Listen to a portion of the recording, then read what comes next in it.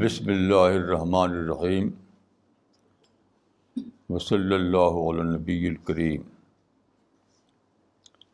رب اشرح لی صدری ویسر لی امری واحلل عقدۃ من لسانی یفقہوا قولی۔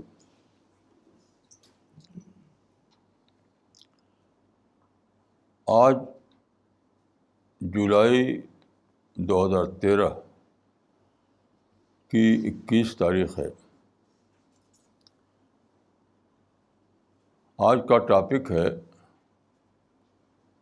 قرآن دا بک آف گائیڈنس۔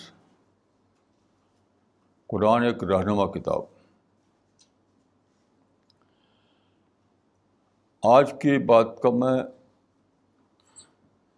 کو شروع کرتا ہوں ایک اپنے آج کے تجربے سے، آج صبح کے ایک تجربے سے۔ دیکھیے، ایک حدیث ہے جو صحیح البخاری میں اور دوسری کتابوں میں آئی ہے۔ اس کے الفاظ یہ ہیں: تعاہدوا القرآن فوالذی نفسی بیدہ لہو اشد تفصیا من الابل فی عقلہا۔ اس کا مطلب یہ ہے کہ قرآن کی بہت زیادہ حفاظت کرو۔ حفاظت مطلب اس کی طاق پر رکھو، الماری بند کرو، یہ مطلب نہیں۔ اس کا جو ٹیکسٹ ہے، اس کا متن ہے، اس کے بارے میں ہے۔ قرآن کی بہت زیادہ حفاظت کرو، بہت زیادہ اس کا دھیان رکھو، کیونکہ اس ذات کی قسم جسے قبضے میں میری جان ہے،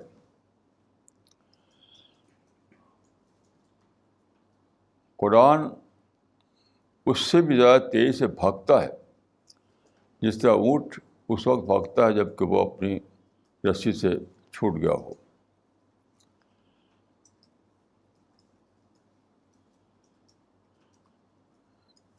You have to commit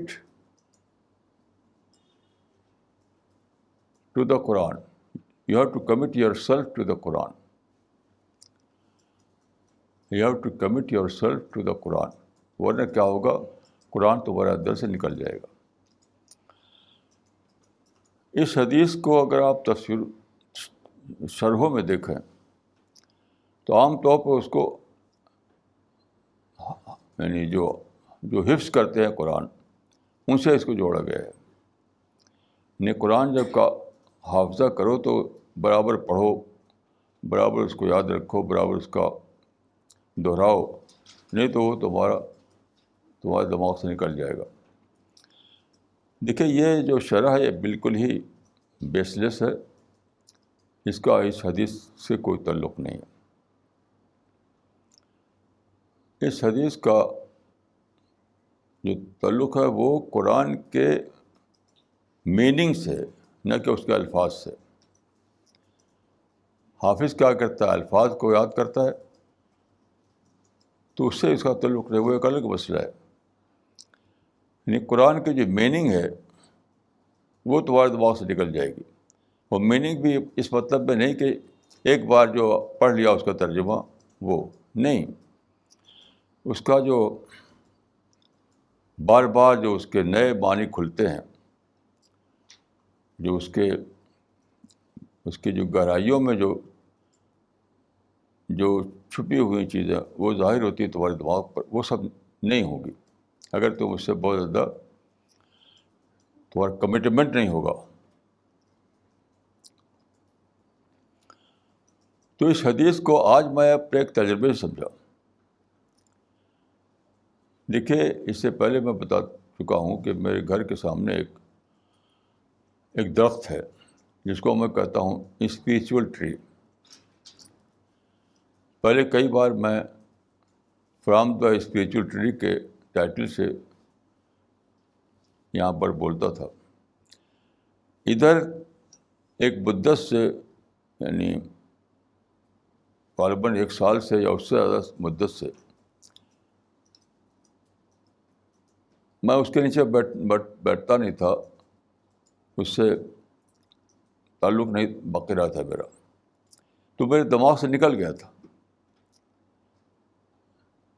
آج صبح کو واک کرتے ہوئے اچانک وہاں پہنچا اس کے نیچے، تو وہاں بیٹھا، وہاں کھڑا ہوا، اس کے پتوں کو دیکھا، خوب ہرا بھرا تھا وہ۔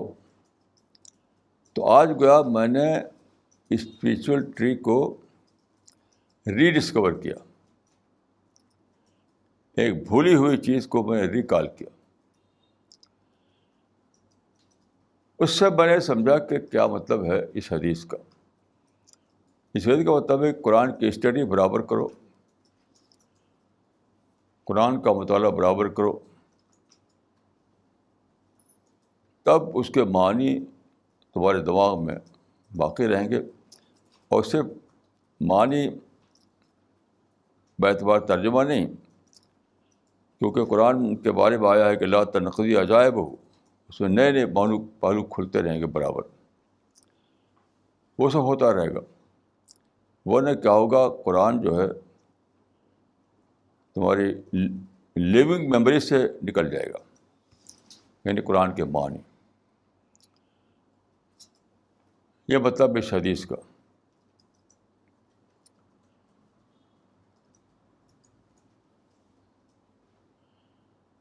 تو اسلام میں اس کی اہمیت اتنی زیادہ ہے کہ پوری امت کے لیے اللہ تعالیٰ نے اور رسول اللہ صلی اللہ علیہ وسلم نے یہ مقرر کر دیا کہ سال بھر وہ قرآن سے تعہد جاری رکھا ان کا، یعنی قرآن کو سوچیں، قرآن کے بارے میں غور کریں، قرآن کو اپنے ذہن میں تازہ کرتے رہیں برابر، کیونکہ قرآن جو ہے کیا ہے، وہ بک آف گائیڈنس ہے۔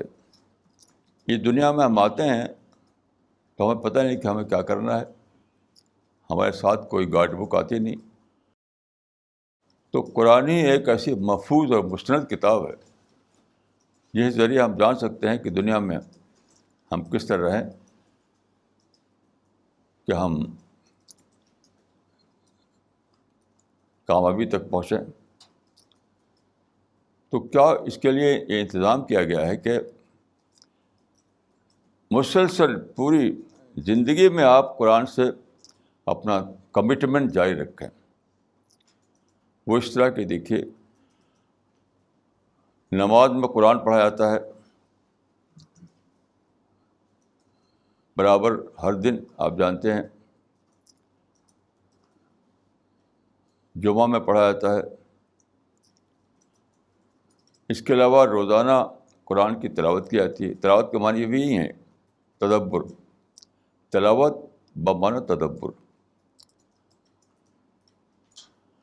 اچھا، اس کے علاوہ دیکھیے جو سورہ المزمل جو ہے، یا ایھا المزمل قم اللیل الا قلیلا، تو اس سورہ کو عام طور پر لوگوں نے لے لیا ہے بس تہجد کی نماز پڑھنے کے معنی میں، اور سارے بحث اس پر ہوتی ہے کہ تہجد 20 رکعت ہے کہ 8 رکعت ہے۔ حالانکہ آپ دیکھیں سورہ المزمل میں لفظ صلاۃ نہیں، رکوع سجدہ کا لفظ نہیں، 20 رکعت اور 8 رکعت کی باتیں نہیں، کچھ یہ سب کچھ بھی نہیں۔ اس میں کیا ہے، رتل القرآن ترتیلا، رتل القرآن ترتیلا، یہ یعنی قرآن کو ٹھہر ٹھہر کر پڑھو کا مطلب ہے recite the Quran slowly and thoughtfully, recite the Quran slowly and thoughtfully. کیوں؟ یہ تدبر کا طریقہ ہے۔ جب قرآن کو اس طرح پڑھیں کہ اس کے معنی پر آپ کا دھیان لگا ہوا ہو، جس کو تدبر کہا جاتا ہے، تب یہی ہوگا کہ آپ دھیرے دھیرے پڑھیں گے، ٹھہر ٹھہر کر پڑھیں گے، سوچ سوچ کر پڑھیں گے۔ تو ترتیل کا مطلب یہ جو ہے قرآن میں کہ رتل القرآن ترتیلا، یعنی صبح رات کے پچھلے پہر، یعنی سیکنڈ ہاف جو ہوتا ہے رات کا، اس وقت اٹھو، اور کہا گیا کہ رتل القرآن ترتیلا، قرآن کو پڑھو ٹھہر ٹھہر کر. اس کا مطلب یہ ہے کہ recite the Quran slowly and thoughtfully, یعنی تدبر کے ساتھ. دیکھیں اس سورہ کو آپ پڑھیے یہاں سے جانے کے بعد دوبارہ. اس سورہ میں کوئی بھی ذکر نہیں ہے نہ نماز کا، نہ رکوع کا، نہ سجدے کا. رکوع ہے قرآن کو پڑھنے کا اور 3 بار ہے. اس سے معلوم ہوا کہ اصل جو مقصد ہے صبح کو اٹھنے کا وہ ہے قرآن کا تدبر. دیکھیے کہ مومن جب اٹھے گا رات کے پچھلے پہر تو ظاہر ہے کہ وہ وضو کرے گا، وہ کچھ رکعتیں نماز کی پڑھے گا. ایسا نہیں ہو سکتا کہ اٹھے اور یوں ہی لگے کتاب اٹھا کر پڑھنے. جو مومن کا طریقہ ہے وہ یہی کرے گا کہ اٹھ کر وہ وضو کرے گا، یا اگر وہ عادی ہے نہانے کا تو صبح کو نہائے گا، وہ اس وقت نہائے گا تو وضو کرے گا، کچھ رکعتیں نماز کی پڑھے گا اور پھر قرآن کی تلاوت کرے گا بیٹھ کر کے دیر تک، بہت دیر تک. تلاوت یعنی تدبر کرے گا. تو جہاں تک میں سمجھ پایا ہوں سورہ المزمل میں جس شب بیداری کا ذکر ہے وہ اصلاً 8 رکعت اور 20 رکعت نماز کے لیے نہیں ہے. وہ اصلاً قرآن کو ترتیل کے ساتھ پڑھنے کے لیے ہے، یعنی دھیرے دھیرے پڑھنا، ٹھہر کر پڑھنا، سوچ کر پڑھنا، اس کے الفاظ میں دھیان دینا. یہ ہے، یہ روزانہ کا معمول ہے. ہر دن آپ ریوائیو کریں قرآن میں، ہر دن آپ ریوائیو کریں قرآن کو اپنے مائنڈ میں، نہیں تو وہ نکل جائے گا آپ کی زندگی سے، آپ کے مائنڈ سے، آپ کے حافظے سے. یہ مطلب ہے اس کا. اور دیکھیے قرآن پڑھنے کا مطلب یہ نہیں کہ بس ترجمہ پڑھ لیا آپ نے. جب آپ کا ذہن اسی پہ چلے گا تو نئے نئے معنی کھلیں گے. آج کا میں ایک تجربہ بتاتا ہوں آپ کو. آج صبح ایک خاتون سے ملاقات ہوئی. آج صبح کی بات ہے. تو آپ جانتے ہیں کہ ساری دنیا میں ایک بہت بڑا کارنامہ سمجھا جاتا ہے ویسٹرن تھاٹ کا، کہ جس کو کہتے ہیں جینڈر ایکولیٹی، یعنی صنفی مساوات. بہت بڑا سمجھا جاتا ہے کہ بہت بڑا کارنامہ یہ ہے. تو میں نے کہا کہ یہ کارنامہ نہیں ہے، جینڈر ایکولیٹی کو صحیح فارمولہ نہیں ہے، کیونکہ اس دنیا میں ایکولیٹی ہے ہی نہیں. کریشن میں ساری دنیا کی جو تخلیق ہے وہ ڈفرینس پر بیس کرتی ہے. ہر چیز ایک دوسرے سے ڈفرینٹ ہے. تو میں نے کہا کہ یہ چیز قرآن میں جو قرآن کا فارمولہ ہے، اس وقت اچانک یعنی آج ہی مجھے ایک بات ذہن میں آئی. کیونکہ جب آپ روزانہ قرآن پر سوچیں، روزانہ قرآن کو پڑھیں، روزانہ قرآن پر تدبر کریں، تو آپ کا مائنڈ اس طرح بنا رہے گا کہ بار بار آپ کو نئے نئے تھاٹ آئیں گے. تو میں نے کہا کہ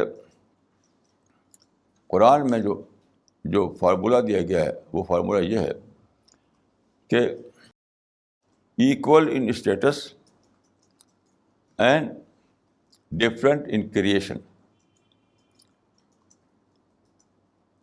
اور یہ دو آیتوں سے میرے ذہن میں آئی یہ بات. 2 آیتوں سے. ایک ایسی آیت جس میں کہ برابری کی بات ہے، دوسری آیت جس میں ڈفرینس کی بات ہے. تو حالانکہ تفسیر میں لکھا ہوا نہیں ہے اس طریقے سے. تو میں نے کہا جینڈر ایکولیٹی کے مقابلے میں زیادہ ریئلسٹک فارمولہ، زیادہ فطری فارمولہ یہ ہے جو قرآن میں ہے کہ equal in status and different in creation. تو قرآن کو جو کہا گیا کہ اسے تعاہد کرو، اور یہ نظام بتایا گیا کہ روزانہ نمازوں پڑھو، روزانہ رات کو پڑھو، اس کے علاوہ دیکھیے یہ رمضان کس لیے ہے؟ جہاں تک میں سمجھ پایا ہوں رمضان اصلاً بھوک کے لیے نہیں ہے، قرآن کو ڈسکور کرنے کے لیے ہے.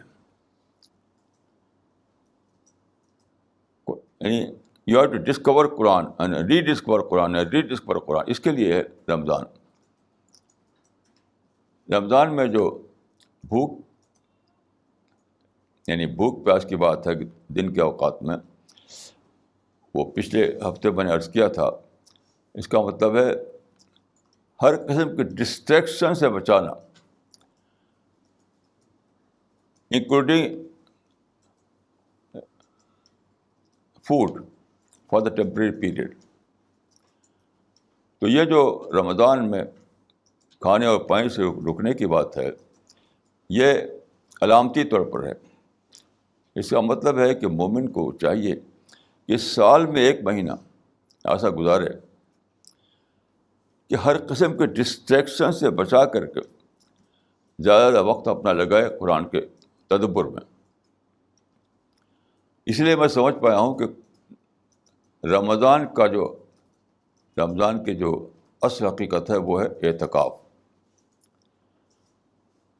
10 دن کا اعتکاف تو فارمل اعتکاف ہے، اور بقیہ جو 20 دن ہے وہ انفارمل اعتکاف.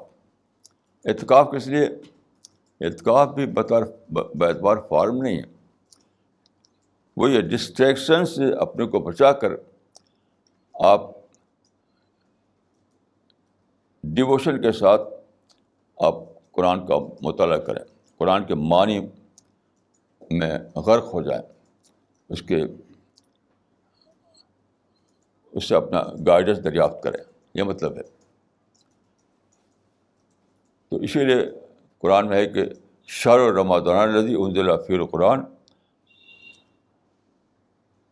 یہ جس مہینے میں قرآن اتارا گیا تھا اس مہینے میں کہا گیا کہ روزے رکھو.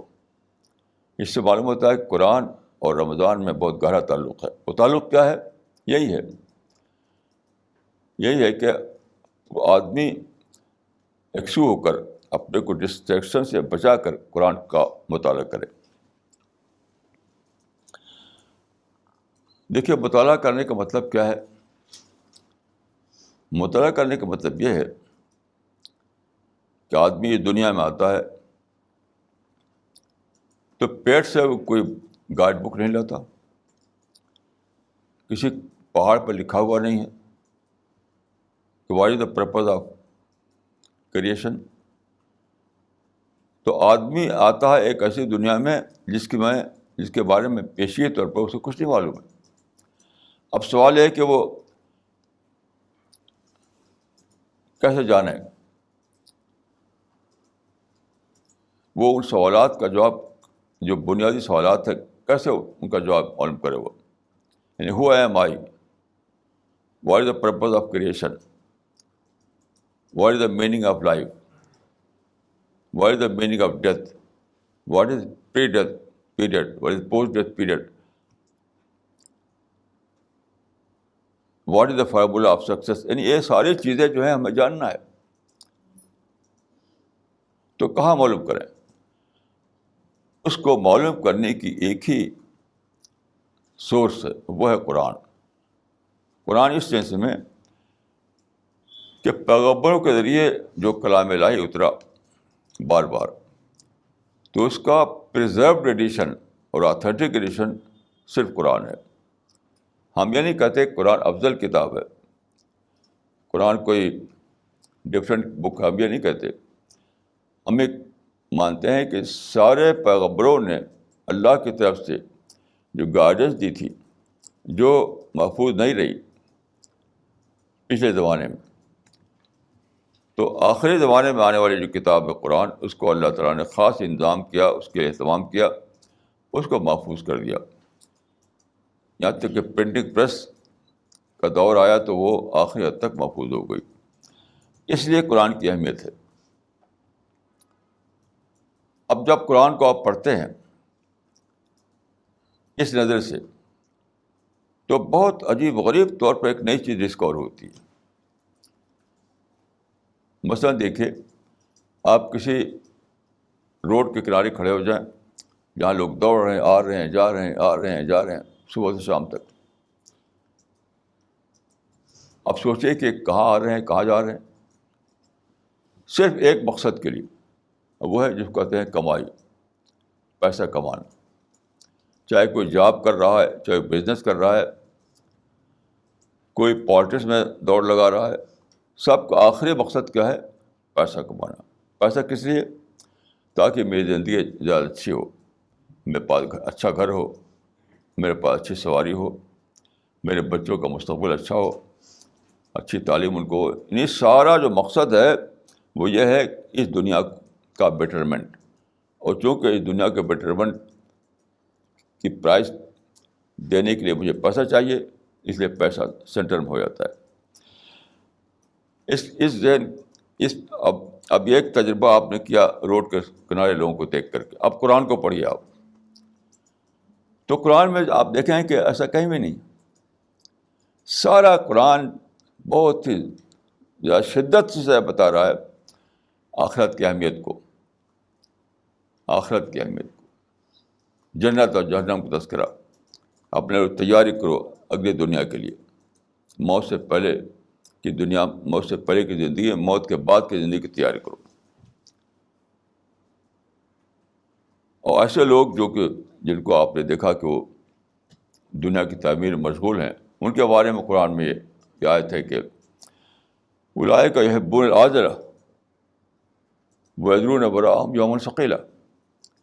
یعنی امیجیٹ کے لیے لوگ اتنا دھوم مچائے ہوئے ہیں، اتنی دوڑ دھوپ لگا ہوئی امیجیٹ کے لیے، اور جو اصل ہے، جو ایٹرنیٹی کا معاملہ ہے، وہاں کے لیے بے خبر ہے. کیسی عجیب بات، کتنا مختلف ملے گا آپ کو سوچنے کے لیے کہ مسئلہ یہ نہیں ہے، مسئلہ تو وہ ہے.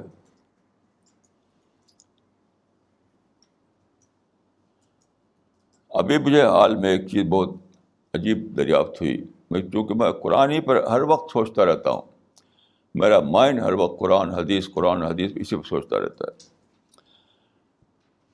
دیکھیے قرآن میں ایک سورہ ہے والتین والزیتون وطور سینین وهذا البلد الامین لقد خلقنا الانسان فی احسن تقویم ثم رددناه اسفل سافلین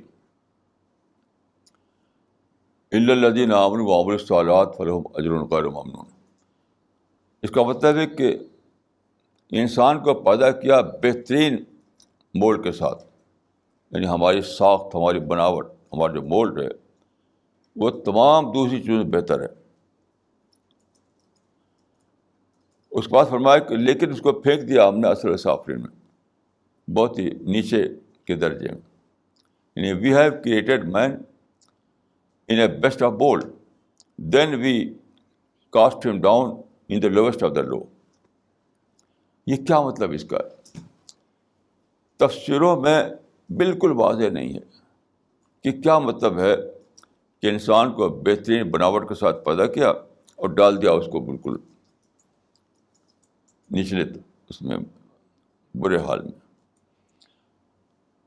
تو ابھی اس پر میں سوچتا رہتا ہوں، میرا دماغ سوچتا رہتا کہ کیا مطلب اس کا. تو کیسے، جیسے میں نے ابھی عرض کیا کہ اسپریچول ٹری سے مجھے ایک بات سمجھ میں آئی جس سے وہ حدیث کا مسئلہ حل ہوا. تو مجھے ایک منظر یاد آیا، ایک منظر.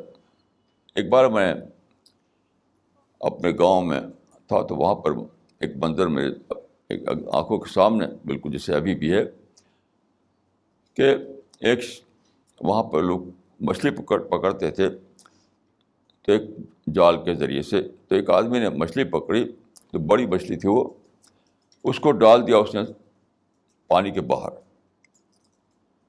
اب وہ تڑپ رہی تھی. یہ منظر میں نے دیکھا کہ وہ مچھلی باہر آ کر بالکل تڑپ رہی ہے. تو کیوں تڑپ رہی ہے؟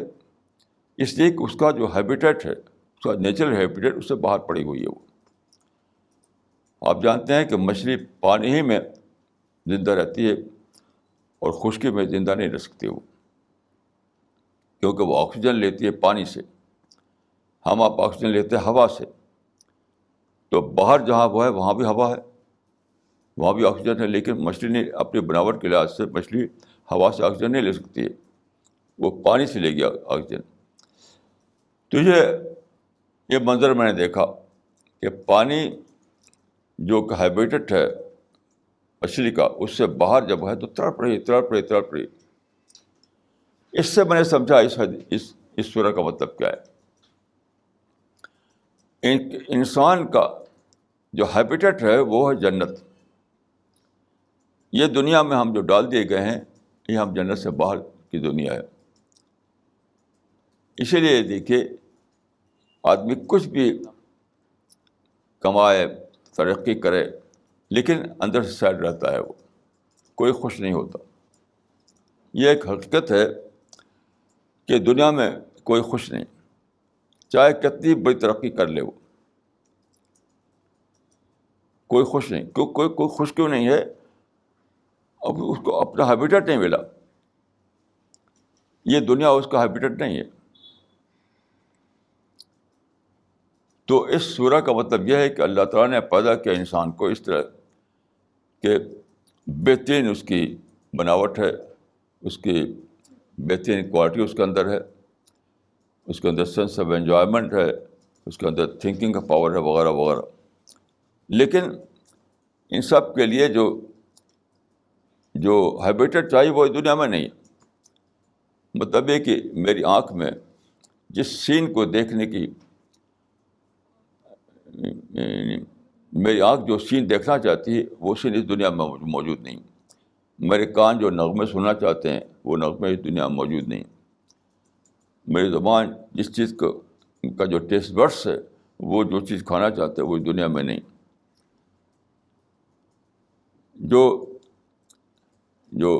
جس طرح کے لوگوں کے بیچ میں زندگی گزارنا چاہتا ہوں، جہاں مجھے خوشی ملے، وہ اس دنیا وہ سوسائٹی نہیں ملتی۔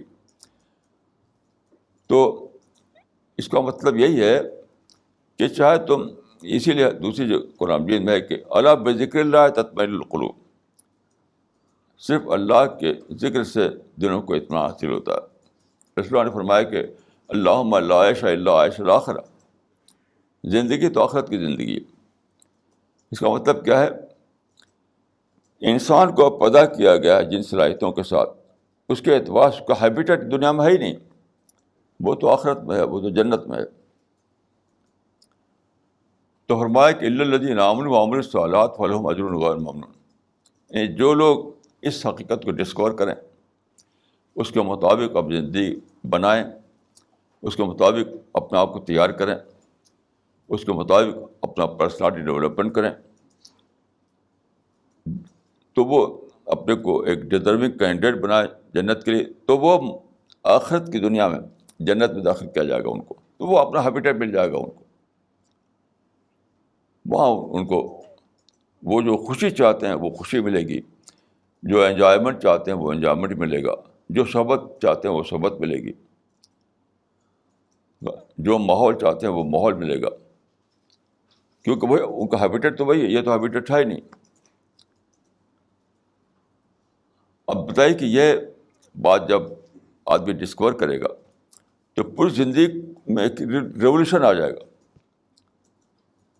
کہ مجھے کیا کرنا چاہیے اور کیا کر رہا ہوں۔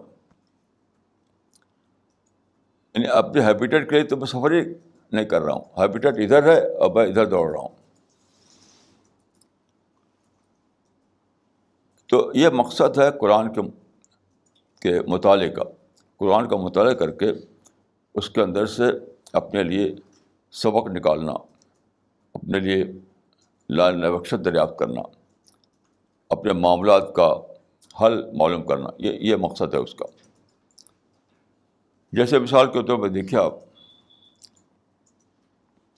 سارے دنیا کے مسلمان جو ہیں ایک ہی نفسیات میں مشغول ہیں، وہ ہے شکایت، کمپلین، گریونسز، اسی مشغول ہیں۔ ہر آدمی کو، ہر ملک میں جو مسلمان جہاں بھی ہیں ان کو کسی نہ کسی شکایت ہے، پولیٹیکل شکایت ہے اور طرح طرح کی شکایتیں ہیں۔ مسلمانوں کے اخبار پڑھیے، مسلمانوں کے میگزین پڑھیے، مسلمانوں کے جلسے میں جائیے تو ہر جگہ شکایت والی باتیں ہو رہی ہیں، ہر جگہ کمپلین، پروٹیسٹ، ہر جگہ. اسی لیے بہت جلد مسلمان بھڑک اٹھتے ہیں، بہت جلد تشدد پہ اتر آتے ہیں، اور جب تشدد سے کام نہیں چلتا سوسائڈ بامبنگ کرتے ہیں. اب اس ذہن کو لے کر آپ قرآن کو پڑھیے، اس ذہن کو لے کر کہ میں انڈر سیج ہوں، دنیا میری دشمن ہو گئی ہے، میرے خلاف کانسپریسی کی جا رہی ہے، اس ذہن کو لے کر پڑھیے. تو معلوم ہوگا قرآن میں تو کچھ اور ہی بات لکھی ہوئی ہے. وہ یہ کہ وما اصابکم من مصیبت فبما کسبت ایدیکم، جو مصیبت تمہارے پر آتی ہے وہ تمہارے اپنے ہی کیے کا نتیجہ ہوتی ہے. یعنی وہی بات ہے کہ ہم الزام ان کو دیتے تھے، قصور اپنا نکل آیا. کسی نے لکھا ہے کہ ہم الزام ان کو دیتے تھے، قصور اپنا نکل آیا. تو بالکل آپ کے ذہن میں ایک نئی بات آ جائے گی، اور پھر آپ ایک نیا، آپ کے ذہن میں ایک نئی سوچ جاگ پڑے گی.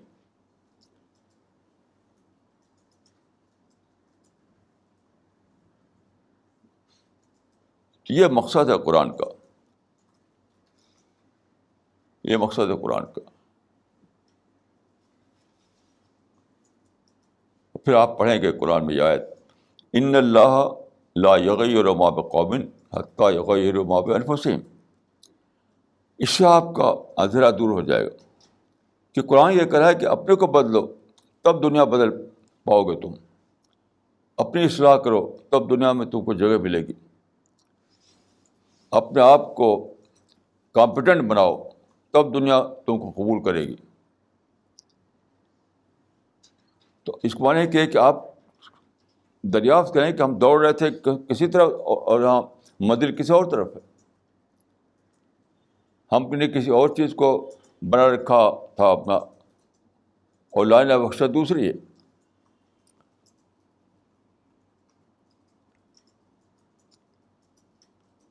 تو یہ اللہ تعالیٰ کی نظر میں یہ اتنا عام ہے کہ ہر انسان اپنے آپ کو بار بار قرآن پڑھ کر کے اپنا کریکشن کرتا رہے، اپنے مائنڈ کو صحیح کرتا رہے، اور ایک پروسیس، یعنی ایک پروسیس کے روپ میں آپ قرآن سے جڑے ہوئے ہوں.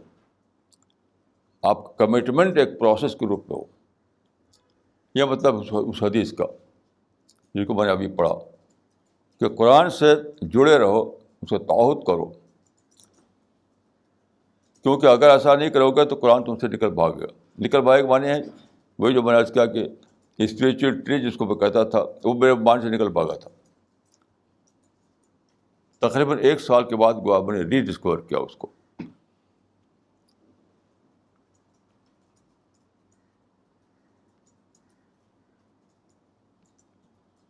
تو اللہ تعالیٰ کی نظر میں اس کی اہمیت اتنی زیادہ ہے کہ یہ حکم ہوا کہ نمازوں میں پڑھو، روزانہ رات کو پچھلے پہر میں اٹھ کر کے قرآن کی تلاوت کرو. لوگوں نے تہجد کی نماز جس کو کہا جاتا ہے، یعنی رات کے اٹھنے کو، سارا مدار اس پر ہو گیا کہ 20 رکعت پڑھنا ہے کہ 8 رکعت پڑھنا ہے. ساری بحثیں ایسی پہ ہوتی ہیں کہ رات کو اٹھ کر کے 20 رکعت پڑھیں کہ 8 رکعت پڑھیں. حالانکہ یہ بالکل irrelevant بات ہے. رات کو اٹھنے کا اس سے کوئی تعلق نہیں. آپ 2 رکعت پڑھیں تب بھی ٹھیک ہے، 4 رکعت پڑھیں تب بھی ٹھیک ہے.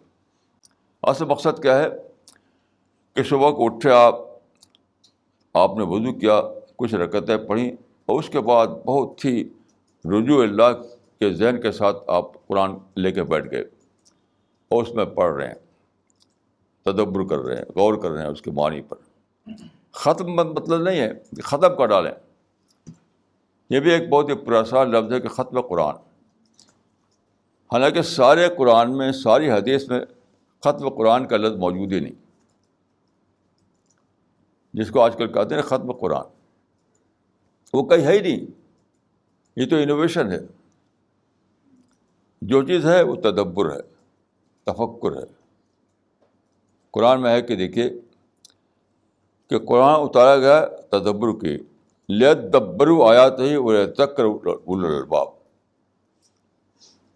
کہ اس پر تدبر کرنا، اس کی اسٹڈی کرنا، اس سے ہدایت دریافت کرنا، اس سے اپنے لیے لائن آف ایکشن معلوم کرنا، اپنے زندگی کا پلان کیسے بنائے ہیں یہ سب جاننا، اس کے لیے ہے قرآن۔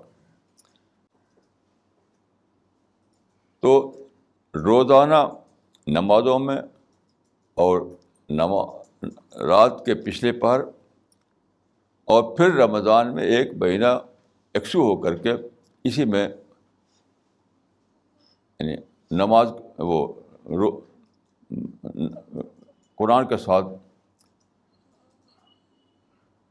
ساتھ یعنی اپنے آپ کو تعہد کر کے اور دریافت کرنا کہ ماضی میں نے کیا غلطی کی، مستقبل میں میری پلاننگ کیا ہونی چاہیے، اللہ کی منشا کیا ہے، یہ سب چیز دریافت کرنا۔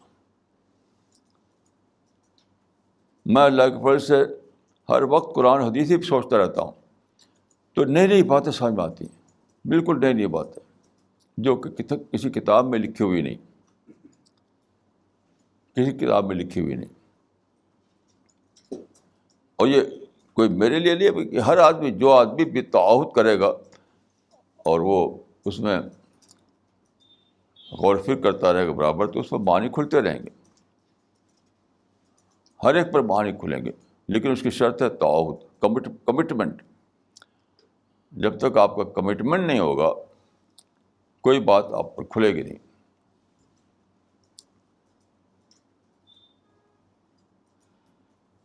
رات میرے پاس ایک صاحب کا ٹیلی فون آیا، انہوں نے کہا کہ ایک اسلامی جماعت ہے تو اس کے لوگ کہتے ہیں کہ تصور دین قرآن سے اخذ کرو۔ یہ رات کی بات ہے، تصور دین قرآن سے اخذ کرو۔ میں نے کہا کہ قرآن سے اخذ کرو کہنا کافی نہیں ہے، کیونکہ خوارج نے کہا تھا کہ قرآن سے فیصلہ لو، جن کو امت میں کافر قرار دے دیا، لیکن وہ قرآن کا حوالہ دے دیتے، وہ منکرین حدیث جو ہے وہ قرآن کا حوالہ دیتے ہیں، قادیانی قرآن کا حوالہ دیتے ہیں، حتیٰ کہ بہائی بھی قرآن کا حوالہ دیتے ہیں۔ تو صرف قرآن کا یعنی لفظ آپ بولیں یہ مطلوب نہیں ہے۔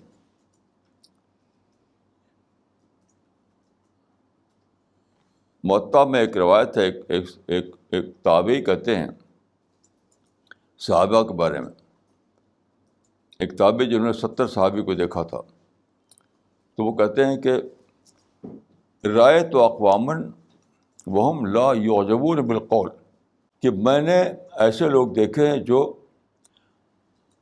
بات کو یا الفاظ کو کوئی اہمیت نہیں دیتے، اس پر خوش نہیں ہوتے تھے۔ پھر کہتے ہیں کہ انما ينظر الى عمله ولا ينظر الى قوله، آدمی کا عمل دیکھا جائے گا، نہ کہ اس کا قول، نہ کہ اس کا الفاظ۔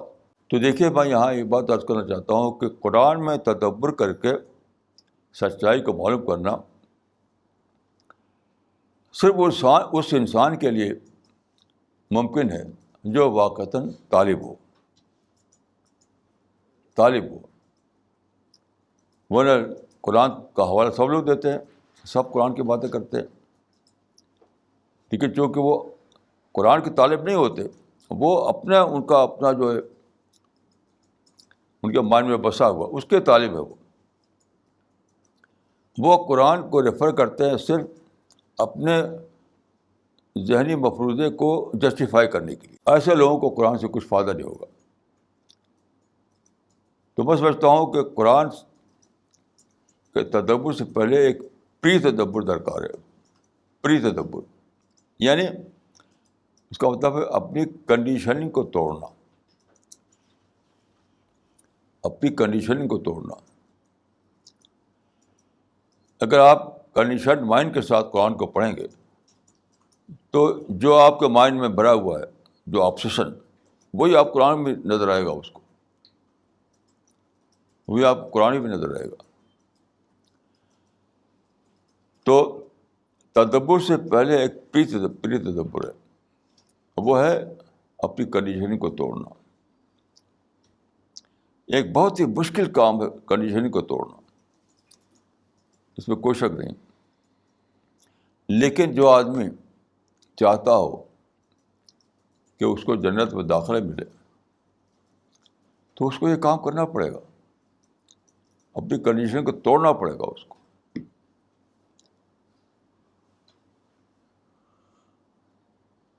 جنت کے بارے میں حدیث میں آیا ہے کہ اللہ ان صلۃ اللہ غالیہ، یعنی بہت ہی مہنگی ہے جنت، بہت ہی قیمتی ہے جنت. تو اتنی قیمتی چیز کو پانے کے لیے ہمیں کچھ کرنا پڑے گا. اور میں سمجھتا ہوں کہ ہر عمل سے سب سے پہلے جو چیز مطلوب ہے وہ ہے اپنی کنڈیشننگ کو توڑنا، اپنی کنڈیشننگ کو توڑنا. مثال کے طور پر قرآن کے بارے میں جو کنڈیشننگ چلی آ رہی ہے وہ کیا ہے؟ تلاوت کو سمجھتے ہیں کہ بس تلاوت کر لیا اس کو ثواب مل جائے گا. سب سے بڑی کنڈیشننگ جو قرآن کو سمجھنے میں رکاوٹ ہے وہ یہ ہے کہ تلاوت محض کو سمجھتے ہیں کہ بس اسی میں ثواب مل جائے گا، یعنی الفاظ کو دہرا لو تو ثواب مل جائے گا. اس کنڈیشننگ کو توڑنا پڑے گا.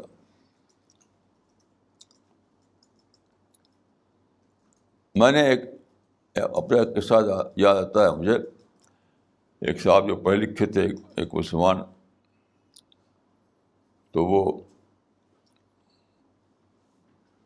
عربی بھی جانتے تھے، انگریزی جانتے تھے، اور دیندار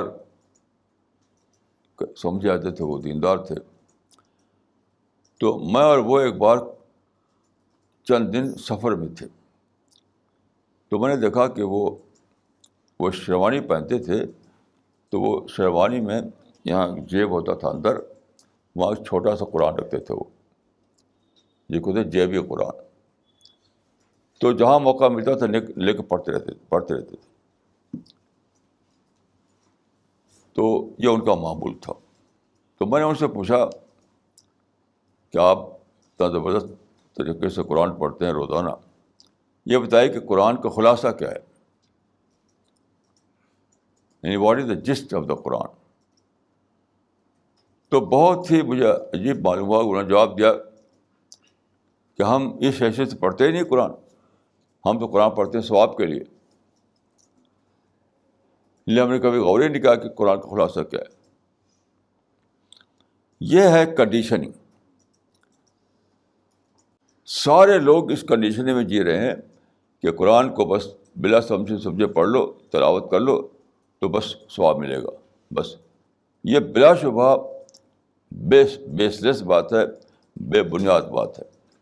قرآن اس لیے اتارا ہی نہیں گیا کہ اس کو آپ بے سمجھے مجھے پڑھتے رہیں. قرآن خود کہتا ہے کہ لیدبروا آیاتی. قرآن اس لیے اتارا گیا کہ اس کی آیتوں پر لوگ غور کریں.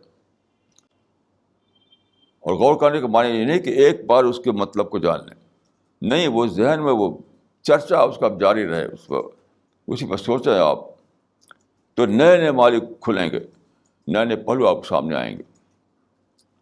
جیسے ابھی میں نے عرض کیا.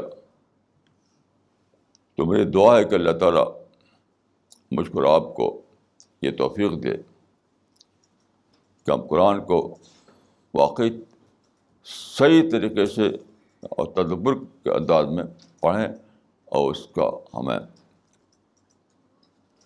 جو اللہ تعالیٰ جو اس میں ہمیں رحمتیں رکھی وہ رحمتیں حاصل ہوں. اقول قولی ھذا واستغفر اللہ لی ولکم اجمعین.